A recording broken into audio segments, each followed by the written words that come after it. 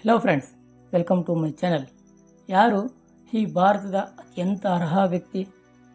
ಇವರು 42 ವಿಶ್ವವಿದ್ಯಾಲಯಗಳಲ್ಲಿ ಪರೀಕ್ಷೆ ಬರೆಯುವ ಮೂಲಕ 20 ಡಿಗ್ರಿಗಳನ್ನು ಮಾಡಿದ್ರು.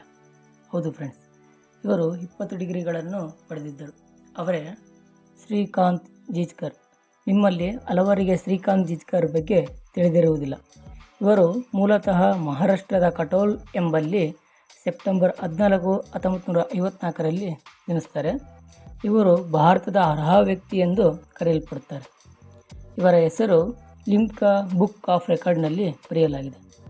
ಇವರ ಪದವಿಗಳನ್ನು ನೋಡುವುದಾದರೆ MBBS ಅಂಡ್ MD, ಕಾನೂನು LLB, ಅಂತಾರಾಷ್ಟ್ರೀಯ ಕಾನೂನು LLM, DBM, MBBA, ಪತ್ರಿಕೋದ್ಯಮದಲ್ಲಿ ಪದವಿ, MA ಸಾರ್ವಜನಿಕ ಆಡಳಿತ, MA ಸಮಾಜಶಾಸ್ತ್ರ, MA ಅರ್ಥಶಾಸ್ತ್ರ, MA ಸಂಸ್ಕೃತ, MA ಇತಿಹಾಸ, MA ಇಂಗ್ಲಿಷ್ ಸಾಹಿತ್ಯ, MA ತತ್ವಶಾಸ್ತ್ರ, MA ರಾಜಕೀಯ ವಿಜ್ಞಾನ, MA ಪ್ರಾಚೀನ ಭಾರತದ ಇತಿಹಾಸ ಮತ್ತು ಪುರಾತತ್ವ, MA ಮನೋವಿಜ್ಞಾನ.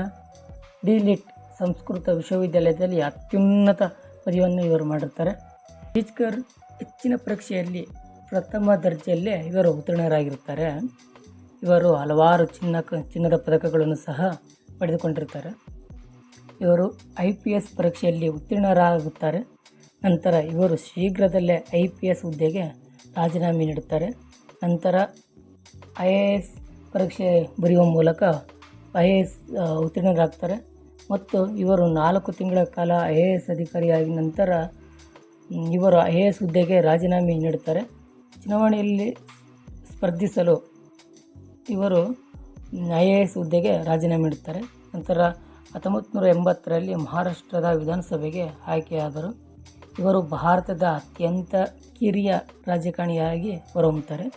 ಇವರು ತಮ್ಮ ವೈಯಕ್ತಿಕ ಗ್ರಂಥಾಲಯದಲ್ಲಿ, ಅಚ್ಚರಿ ಎಂದರೆ ತಮ್ಮ ವೈಯಕ್ತಿಕ ಗ್ರಂಥಾಲಯದಲ್ಲಿ 52,000 ಪುಸ್ತಕಗಳನ್ನು ಸಂಗ್ರಹಿಸಿದ್ದರು. ಇಂತಹ ದೊಡ್ಡ ಪ್ರತಿಭೆಗೆ 49ನೇ ವಯಸ್ಸಿನಲ್ಲಿ ಕಾರು ಅಪಘಾತದಲ್ಲಿ